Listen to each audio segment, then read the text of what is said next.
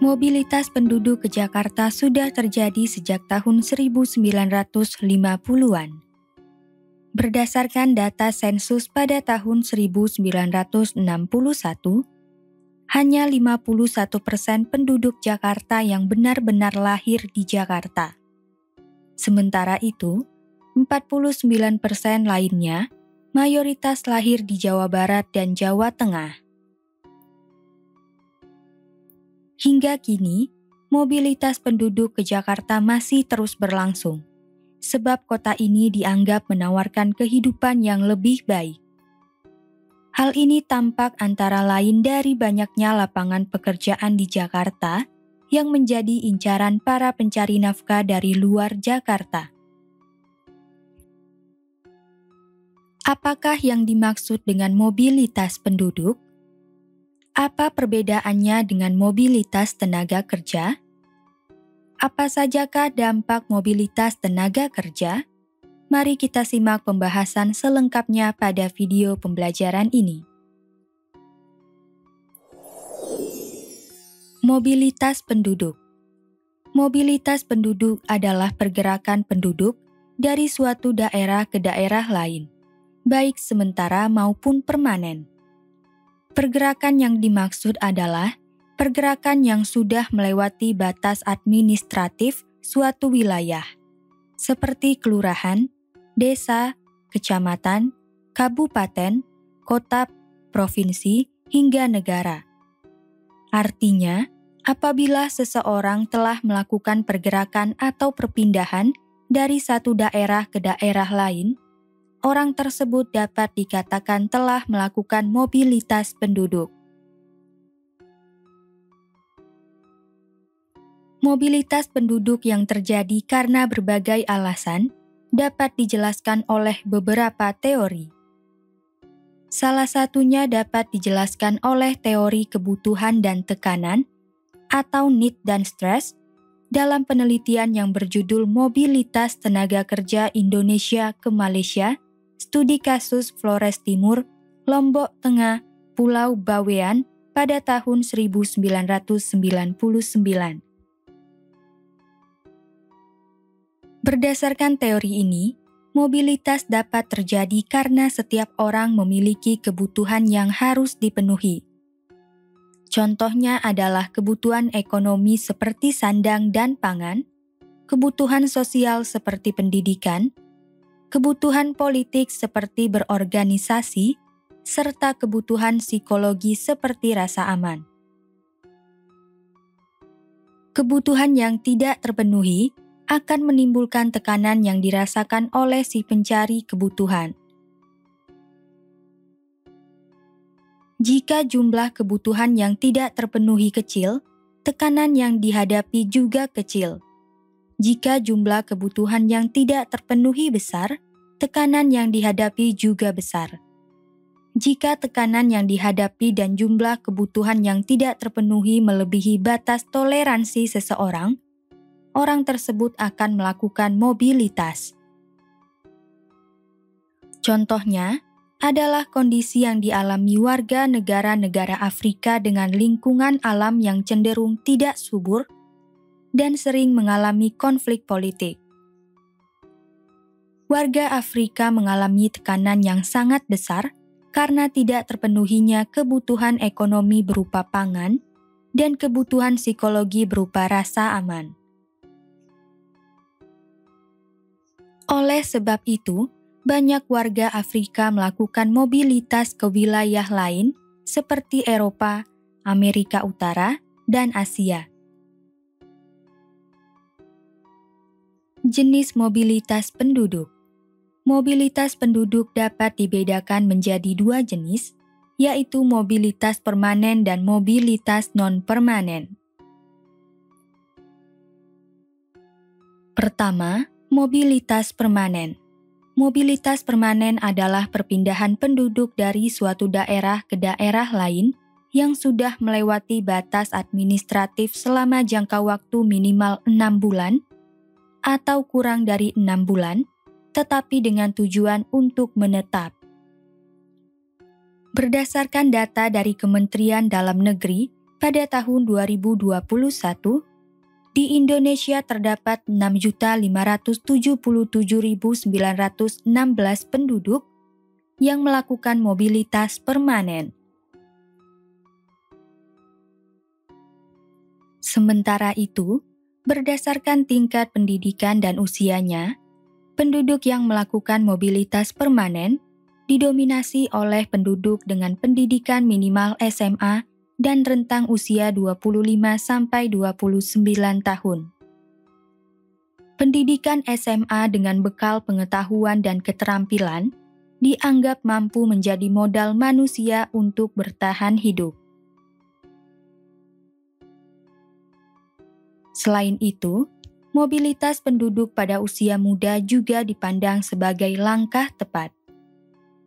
Hal ini disebabkan penduduk yang masih muda dan belum menikah lebih banyak bermigrasi dibandingkan mereka yang berstatus menikah. Mobilitas permanen yang disebut juga dengan migrasi ini dapat diklasifikasikan menjadi dua jenis, yaitu mobilitas internal dan mobilitas eksternal. Mobilitas internal. Mobilitas internal adalah perpindahan penduduk dari suatu daerah ke daerah lain dalam satu negara yang sama. Ada 3 bentuk mobilitas internal, yaitu urbanisasi, ruralisasi, dan transmigrasi. Urbanisasi adalah perpindahan penduduk dari desa ke kota untuk meningkatkan taraf hidup. Penduduk desa pindah ke kota untuk mencari pekerjaan dengan upah yang lebih tinggi atau untuk mendapatkan akses ke fasilitas pendidikan dan kesehatan yang lebih baik dibandingkan di desa. Contohnya adalah perpindahan penduduk dari desa Cibodas di Kabupaten Sukabumi ke DKI Jakarta untuk mendapatkan pekerjaan dengan upah tinggi. Ruralisasi adalah perpindahan penduduk dari kota ke desa. Tujuan ruralisasi cukup beragam, mulai dari kejenuhan penduduk dengan suasana perkotaan, kondisi lingkungan perdesaan yang lebih sehat daripada perkotaan, serta harga lahan dan biaya hidup di desa yang cenderung lebih murah. Contohnya adalah perpindahan penduduk dari DKI Jakarta ke desa Cibodas, Kabupaten Sukabumi, karena mahalnya lahan di perkotaan dan tingginya biaya hidup di perkotaan. Transmigrasi adalah perpindahan penduduk dari wilayah yang padat ke wilayah yang masih jarang penduduknya. Tujuan transmigrasi adalah meningkatkan kesejahteraan di berbagai daerah dan meratakan pembangunan di suatu negara. Contohnya adalah program transmigrasi yang dilakukan pemerintah Indonesia untuk mengurai kepadatan penduduk di Pulau Jawa yang merupakan pulau dengan kepadatan penduduk tertinggi di Indonesia. Sekitar 56% penduduk Indonesia bertempat tinggal di Pulau Jawa. Padahal, pulau ini berada di peringkat kelima terluas dibandingkan pulau-pulau lainnya di Indonesia.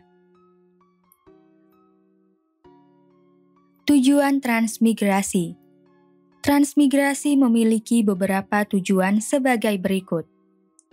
Penguraian kepadatan penduduk. Penguraian kepadatan penduduk di Pulau Jawa melalui kegiatan transmigrasi ke pulau-pulau lain seperti Sumatera dan Kalimantan. Diharapkan mampu meratakan pembangunan di berbagai wilayah di Indonesia. Hal itu disebabkan wilayah yang jarang penduduknya masih memiliki banyak lahan bebas yang belum dimanfaatkan. Pemerataan pembangunan daerah. Dengan adanya transmigrasi, diharapkan lahan-lahan tersebut dapat diolah dan bermanfaat bagi pembangunan. Lahan yang termanfaatkan akan memicu peningkatan dan pemerataan pembangunan di daerah. Peningkatan kesejahteraan rakyat. Transmigrasi juga diharapkan mampu meningkatkan kesejahteraan rakyat. Hal itu disebabkan penduduk yang bertransmigrasi akan diberi lahan untuk digarap atau dimanfaatkan untuk memenuhi kebutuhan hidupnya. Perbaikan ekonomi. Alasan seseorang mau melakukan migrasi adalah keinginan untuk memperbaiki kondisi perekonomian di wilayah transmigrasi. Keinginan ini timbul antara lain karena sempitnya lahan yang tersedia di Pulau Jawa dan adanya faktor pendorong lain, seperti kisah-kisah sukses para transmigran sebelumnya. Jenis transmigrasi. Adanya perbedaan tujuan transmigrasi membuat terbentuknya 3 jenis transmigrasi, yaitu transmigrasi umum, transmigrasi swakarsa berbantuan, dan transmigrasi swakarsa mandiri. Transmigrasi umum adalah transmigrasi yang diselenggarakan oleh pemerintah. Transmigrasi umum diutamakan untuk penduduk yang berasal dari wilayah dengan kepadatan penduduk yang tinggi, lapangan pekerjaan di wilayah asal yang kurang, wilayah yang terkena bencana alam atau bencana sosial, seperti konflik dan teror, serta wilayah yang tempat tinggalnya dijadikan sebagai proyek pembangunan untuk kepentingan umum. Penduduk yang melaksanakan transmigrasi umum mendapatkan bantuan dari pemerintah, seperti informasi tentang wilayah tujuan transmigrasi, pelatihan dan pengangkutan ke wilayah tujuan transmigrasi, lahan usaha, lahan tempat tinggal dan rumah, sanitasi dan air bersih, bantuan makanan, serta bimbingan dan pelatihan usaha. Bantuan-bantuan ini diberikan hingga transmigran berpenghasilan. Contohnya, pada tahun 1977, penduduk yang semula bermukim di Wonogiri, Jawa Tengah, melakukan transmigrasi umum ke Kecamatan Sitiung, Kabupaten Darmasraya, Sumatera Barat. Transmigrasi umum ini dilakukan dalam rangka memindahkan penduduk Wonogiri yang tempat tinggalnya dijadikan sebagai proyek pembangunan Waduk Gajah Mungkur. Waduk Gajah Mungkur adalah proyek pembangunan yang bermanfaat untuk kepentingan umum, salah satunya sebagai pengendali debit air Sungai Bengawan Solo agar tidak banjir. Selain itu, Waduk Gajah Mungkur berperan sebagai sumber air untuk irigasi area persawahan di Kabupaten Sukoharjo, Klaten, serta Karanganyar dan Sragen, Jawa Tengah.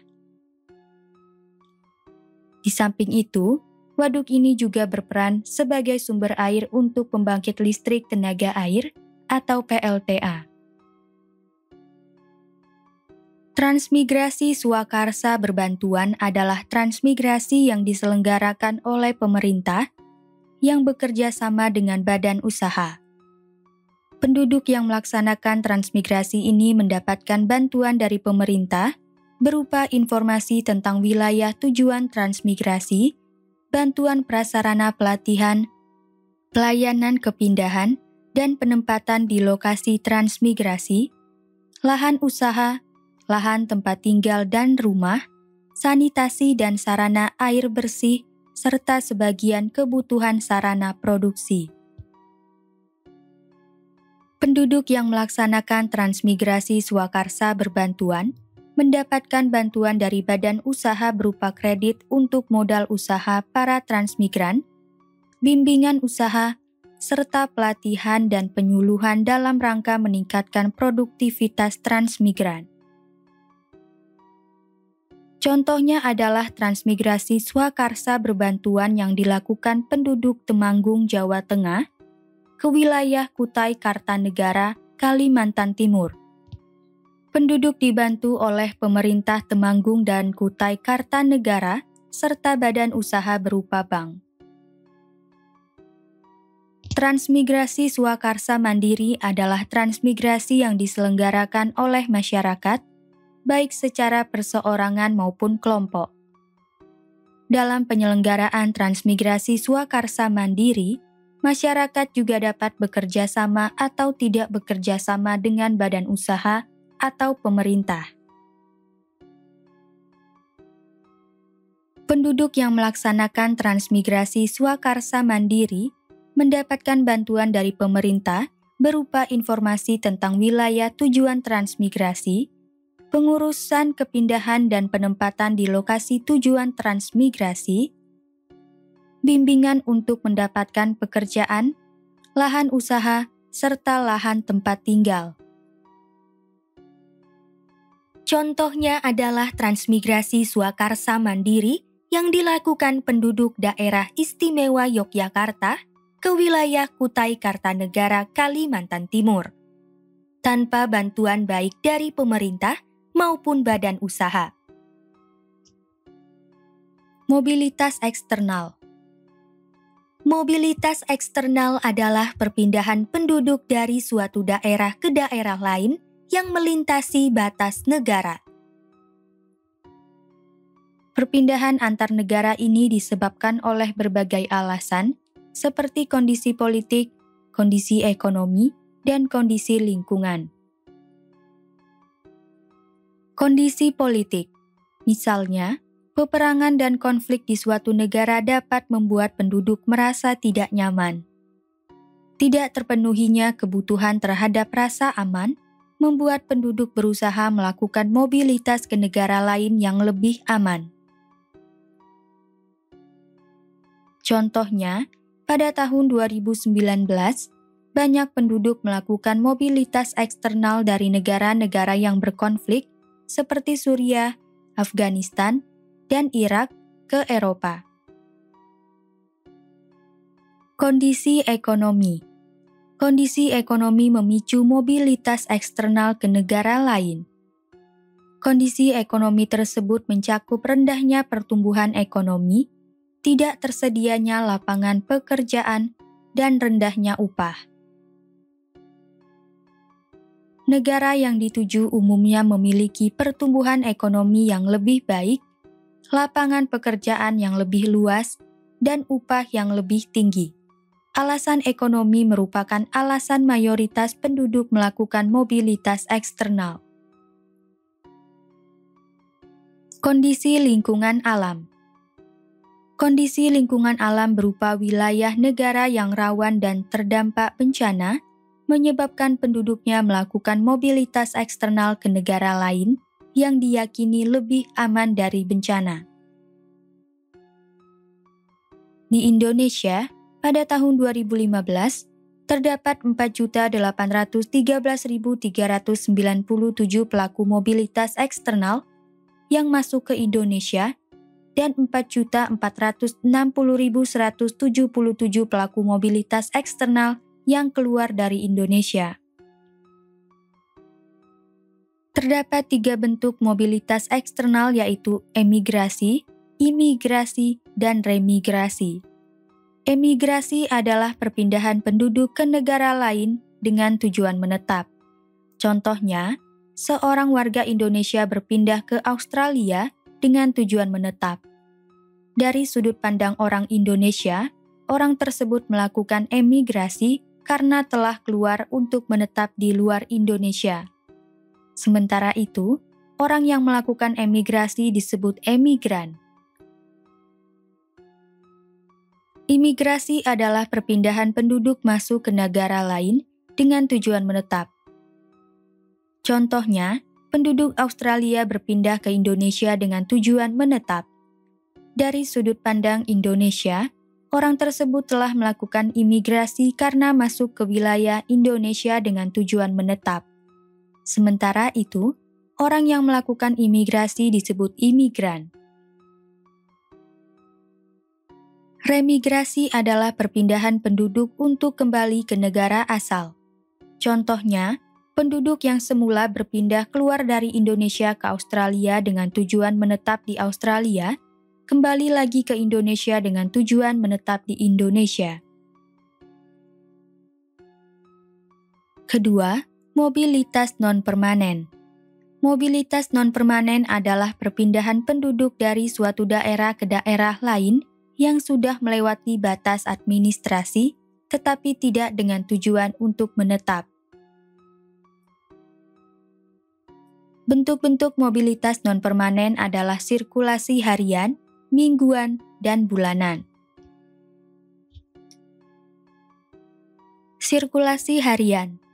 Sirkulasi harian adalah perpindahan penduduk keluar dari daerah asal ke daerah lain pada pagi hari lalu kembali ke daerah asal pada sore atau malam hari. Durasi waktu pergi dan pulang dalam sirkulasi harian adalah kurang dari 24 jam. Sirkulasi harian disebut juga dengan komutasi atau mobilitas ulang-alik.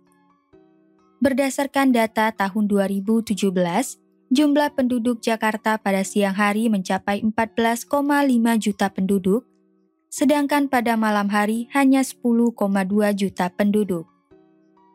Selisih penduduk antara siang dan malam ini disebabkan oleh adanya 4,3 juta penduduk yang melakukan sirkulasi harian di Jakarta. Contohnya, Pak Doni adalah penduduk Bekasi yang bekerja sebagai pengajar di Jakarta. Sekitar pukul 6 pagi, Pak Doni berangkat ke Jakarta dan pulang pada pukul 17.00 sore dengan menggunakan KRL. Karena Pak Doni berada di luar wilayah domisilinya selama 11 jam, mobilitas non-permanen yang dilakukan disebut dengan sirkulasi harian. Sirkulasi mingguan. Sirkulasi mingguan adalah perpindahan penduduk keluar dari daerah asal ke daerah lain pada awal pekan, lalu kembali ke daerah asal pada akhir pekan.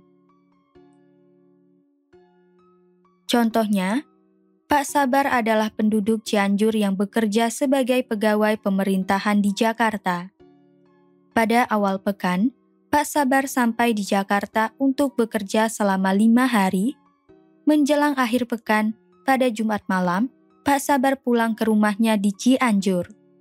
Begitu seterusnya, dengan demikian mobilitas non-permanen Pak Sabar tergolong mobilitas sirkulasi mingguan. Sirkulasi bulanan. Sirkulasi bulanan adalah perpindahan penduduk keluar dari daerah asal ke daerah lain pada awal bulan, lalu kembali ke daerah asal pada akhir bulan. Contohnya, Ibu Mei warga Yogyakarta bekerja sebagai pegawai swasta di Pontianak. Pada awal bulan, Ibu Mei berangkat dari Yogyakarta menuju Pontianak untuk bekerja. Selanjutnya, pada akhir bulan Ibu Mei pulang ke Yogyakarta. Seiring perkembangan zaman, kemajuan sarana komunikasi dan transportasi meningkatkan mobilitas penduduk, termasuk mobilitas tenaga kerja. Mobilitas tenaga kerja. Penduduk senantiasa melakukan perpindahan. Perpindahan penduduk ini antara lain dilatar belakangi oleh keperluan bekerja di daerah lain untuk memenuhi kebutuhan hidupnya. Perpindahan penduduk antar daerah dalam rangka bekerja inilah yang disebut dengan mobilitas tenaga kerja. Berdasarkan Undang-Undang Republik Indonesia tahun 2003 tentang Ketenaga Kerjaan, tenaga kerja adalah setiap penduduk yang mampu melakukan pekerjaan untuk menghasilkan barang dan atau jasa untuk memenuhi kebutuhan diri sendiri maupun untuk masyarakat. Sementara itu, mobilitas tenaga kerja adalah perpindahan penduduk untuk menghasilkan barang dan atau jasa. Berbagai wilayah di Indonesia memiliki kondisi yang berbeda-beda, termasuk kondisi perekonomiannya. Ada wilayah yang pertumbuhan perekonomiannya baik, sehingga banyak perusahaan berdiri di wilayah tersebut. Sebaliknya, ada wilayah dengan pertumbuhan perekonomian yang kurang baik, sehingga tidak banyak perusahaan yang tertarik untuk mendirikan usahanya di wilayah tersebut. Perbedaan kesempatan bekerja inilah yang menjadikan adanya mobilitas tenaga kerja. Mobilitas tenaga kerja adalah bagian dari mobilitas penduduk yang dapat berlangsung dari suatu daerah ke daerah lain yang melewati batas administratif suatu wilayah. Batasan administratif mobilitas tenaga kerja cukup luas, yaitu mencakup antar kelurahan, antar desa, antar kecamatan, antar kabupaten, antar kota, antar provinsi, hingga antar negara. Mobilitas tenaga kerja juga cenderung lebih identik dengan mobilitas non-permanen, karena hanya bertujuan untuk bekerja. Dengan demikian, ketika penduduk yang sedang tidak bekerja, mereka tidak akan melakukan perpindahan dan tinggal menetap di wilayah tempat tinggalnya. Jenis mobilitas tenaga kerja. Mobilitas tenaga kerja menyebabkan adanya klasifikasi dua tenaga kerja, yaitu stayer dan mover. Stayer adalah penduduk yang bekerja di daerah yang sama dengan domisili atau daerah tempat tinggalnya. Satuan administratifnya adalah unit kabupaten atau kota. Dengan demikian, apabila seseorang bekerja di daerah yang masih dalam lingkup kabupaten atau kota yang sama, ia dapat disebut sebagai seorang stayer. Stayer akan melakukan perpindahan penduduk antar kelurahan atau antar kecamatan, asalkan lokasinya masih berada di dalam lingkup satu kabupaten yang sama. Berdasarkan hasil survei Angkatan Kerja Nasional atau Sakernas BPS tahun 2014, mayoritas stayer adalah pekerja wanita. Hal ini disebabkan oleh anggapan bahwa wanitalah yang memiliki peran utama untuk mengurus rumah tangga. Oleh karena itu, lokasi kerjanya sebaiknya dekat dengan tempat tinggal atau berada di daerah yang sama dengan domisilinya. Selanjutnya, dari segi pendidikan, mayoritas stayer adalah pekerja yang menempuh pendidikan maksimal SMA. Pendidikan yang tidak tinggi ikut memperkecil peluang untuk meningkatkan karir ke wilayah lain. Contohnya, Ibu Vera yang berdomisili di Bandung, Jawa Barat, bekerja di sebuah pabrik garmen di Bandung. Karena domisili dan tempat Ibu Vera bekerja berada di satu daerah yang sama, ia dikategorikan sebagai stayer. Mover adalah penduduk yang bekerja di daerah yang berbeda dengan domisili atau tempat tinggalnya. Satuan administratifnya adalah unit kabupaten atau kota. Dengan demikian, apabila seseorang bekerja di daerah yang berbeda lingkup kabupaten atau kota, antara domisili dan tempat bekerjanya, ia dikategorikan sebagai seorang mover.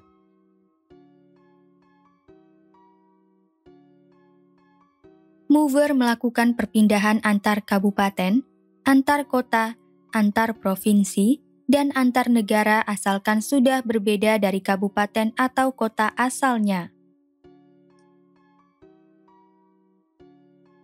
Mover dapat dibedakan menjadi pekerja komuter dan pekerja sirkuler. Pekerja komuter adalah penduduk yang melakukan mobilitas tenaga kerja non-permanen dengan jenis sirkulasi harian. Sementara itu, pekerja sirkuler adalah penduduk yang melakukan mobilitas tenaga kerja non-permanen dengan jenis sirkulasi mingguan atau sirkulasi bulanan.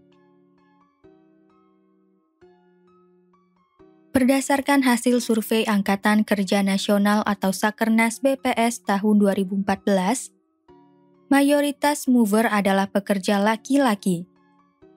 Hal ini disebabkan oleh penilaian bahwa laki-laki berperan utama untuk mencari nafkah.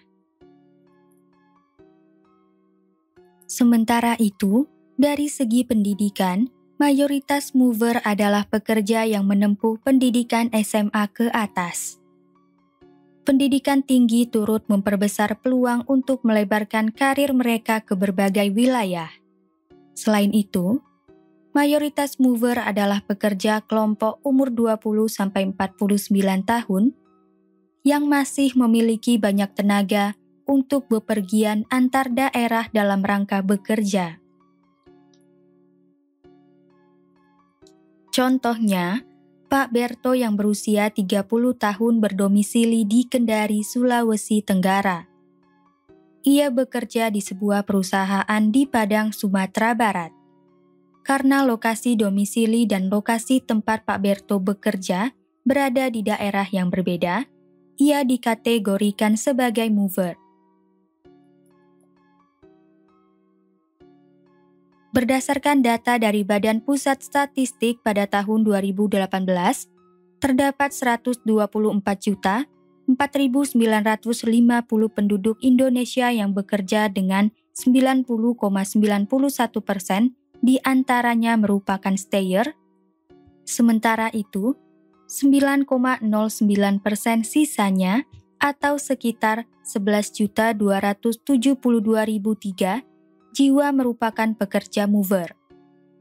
Apabila diperinci lagi, 6,91% mover atau 8.565.487 jiwa merupakan pekerja komuter. Sedangkan sisanya, yaitu 2,18% atau 2.706.546 jiwa, merupakan pekerja sirkuler. Dampak mobilitas penduduk dan tenaga kerja. Mobilitas penduduk dan tenaga kerja menyebabkan dampak positif maupun negatif, baik bagi daerah asal maupun daerah tujuan.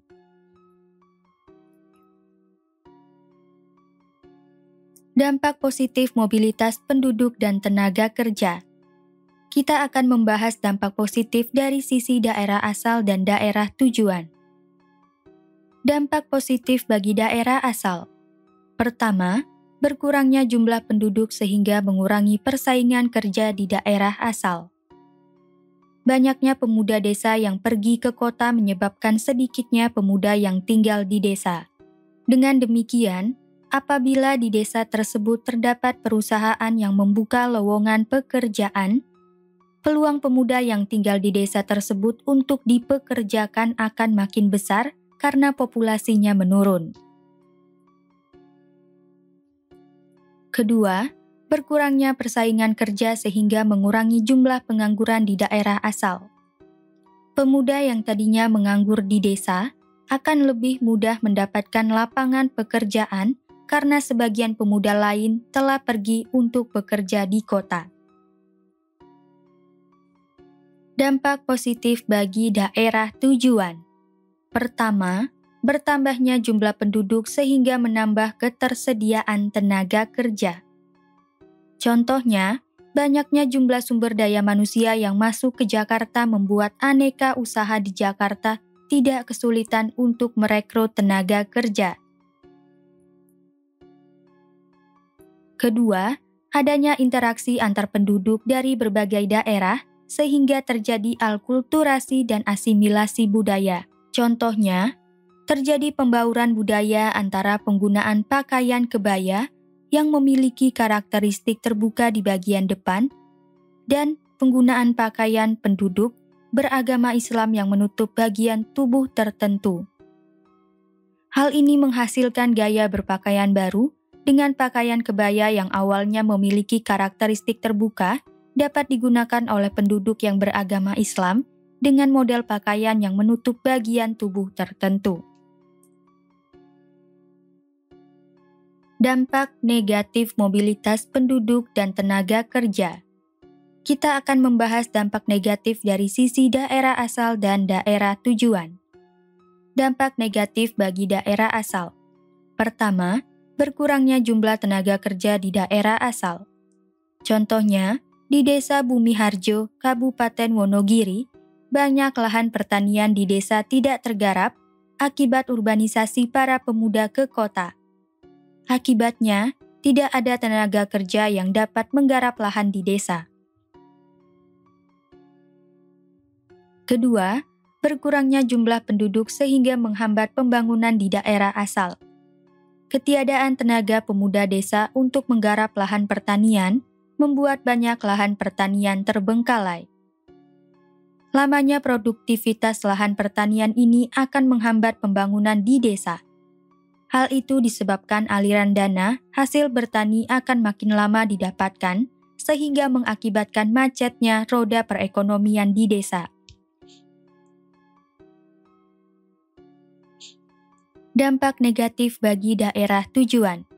Pertama, bertambahnya jumlah penduduk yang menyebabkan tingginya persaingan kerja sehingga meningkatkan jumlah pengangguran di daerah tujuan. Contohnya, sebagian pemuda desa yang berangkat ke kota tanpa memiliki bekal pengetahuan dan keterampilan sulit diterima untuk bekerja. Karena tidak mampu memenuhi kebutuhan hidupnya, mereka berisiko melakukan tindakan kriminal. Artinya, keberadaan pengangguran dapat berpeluang menimbulkan kemiskinan dan kriminalitas. Kedua, bertambahnya jumlah penduduk yang tidak diimbangi dengan perluasan daerah tujuan sehingga memunculkan permukiman kumuh. Permukiman kumuh adalah permukiman yang tidak layak huni yang memiliki ciri-ciri tertentu, antara lain tingginya kepadatan antar rumah, terbatasnya luasan rumah, kurangnya ventilasi udara, serta tidak terlayaninya sarana dan prasarana permukiman seperti listrik, air, dan sanitasi yang memadai. Permukiman seperti ini berisiko rawan penyakit.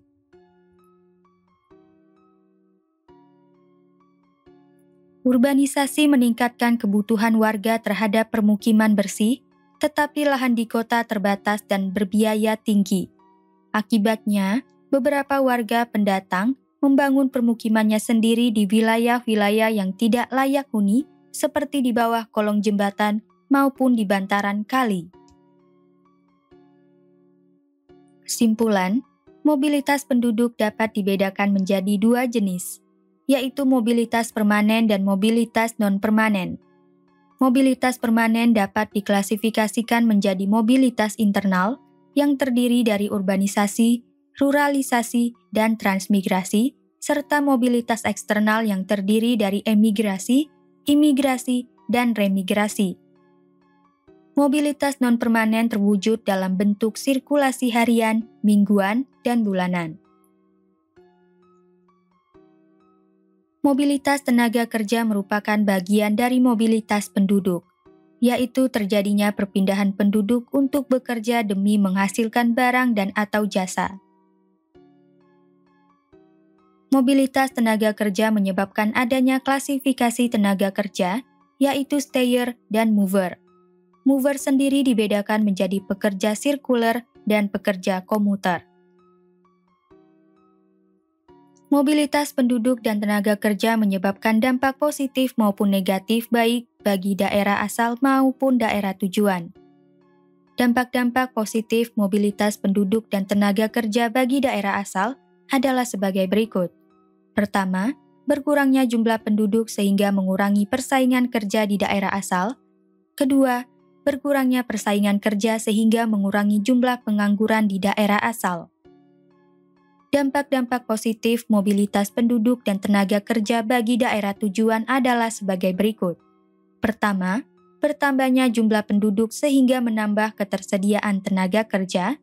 Kedua, adanya interaksi antar penduduk dari berbagai daerah sehingga terjadi akulturasi dan asimilasi budaya. Dampak negatif mobilitas penduduk dan tenaga kerja bagi daerah asal adalah sebagai berikut. Pertama, berkurangnya jumlah penduduk sehingga mengurangi jumlah tenaga kerja di daerah asal. Kedua, berkurangnya jumlah penduduk sehingga menghambat pembangunan di daerah asal. Dampak-dampak negatif mobilitas penduduk dan tenaga kerja bagi daerah tujuan adalah sebagai berikut. Pertama, bertambahnya jumlah penduduk yang menyebabkan tingginya persaingan kerja sehingga meningkatkan pengangguran di daerah tujuan. Kedua, bertambahnya jumlah penduduk yang tidak diimbangi dengan perluasan daerah tujuan sehingga memunculkan permukiman kumuh.